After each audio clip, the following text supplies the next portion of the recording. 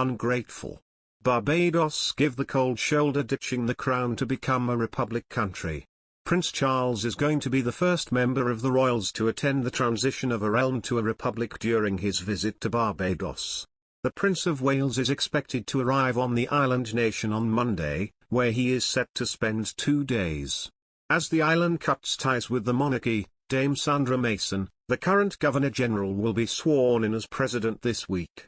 Dame Sandra Mason will replace the Queen as head of state on the country's 55th anniversary of independence on Tuesday. Clarence House announced earlier this month Prince Charles would be visiting Barbados in a Twitter post.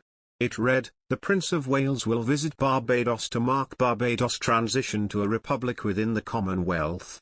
As future head of the Commonwealth, HRH has been invited by Miwa Motley, Prime Minister of Barbados, to be guest of honor at the Republic celebration events." The heir to the throne last visited the Caribbean nation in 2019. Barbados, which currently is one of the 15 overseas realms recognizing the Queen as their head of state, announced in September 2020 its intention to become a republic. In September, the Barbadian Parliament unanimously approved a constitutional reform which will see the nation's citizens swearing allegiance to their country and the continuity of its institutions rather than the Queen.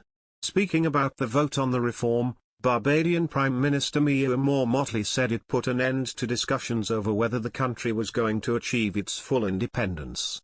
She added that this reform announced to the world we have the confidence in ourselves to be fully responsible for who we are and what we do. Joe Little, the managing editor of Majesty magazine, said the declaration was a natural progression of a trend that began soon after the Queen took the throne in 1952. "I think inevitably it's one that will continue, not necessarily in this current reign but in the next, and probably accelerate," he told AFP. Royal officials have said little about the end of nearly 4 painful centuries of British rule and influence on Barbados, which was a key centre in the slave trade. "This is a matter for the government and people of Barbados," Buckingham Palace said when the authorities in Bridgetown set out Barbados' intentions last year. However, it sends a clear message that in the twilight of the 95-year-old Queen's reign, and when Charles, 73, succeeds, the British monarchy's global reach is diminished.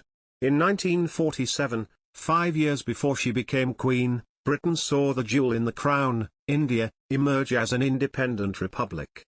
After Elizabeth took the throne in 1952, independence movements swept Britain's former colonies, severing ties to the crown that were bound by commerce and bloody conquest. But between 1983 and 1987, Elizabeth was still queen of an astonishing 18 countries. Fiji, 1987, and Mauritius, 1992, have since become republics, following in the footsteps of Caribbean nations Dominica, Guyana, and Trinidad and Tobago in the 1970s. In doing so now, tiny Barbados, with a population of just under 300,000, could start a domino effect in the Queen's 14 remaining Commonwealth realms outside Britain. Professor Hilary Beckles, a Barbadian historian, called today's event, on the eve of Barbados' 55th anniversary of independence, an historic moment with far-reaching significance. For Barbados, the Caribbean and all post-colonial societies, it represents freedom from the tyranny of imperial and colonial authority, and the brutal legacy of slavery and genocidal oppression, he said last week. History has given Barbados this responsibility to move forward into the 21st century with pride, dignity and honor, he added, calling Tuesday a Democracy Day. The Queen has consistently been the most popular royal in Britain and beyond, and is seen as the symbol of the country post-war as well as the last living link to its imperial past. When the succession comes, with the more controversial Charles lacking that history, experts predict the Republican question will be asked with more urgency in Commonwealth countries, and even possibly in the UK.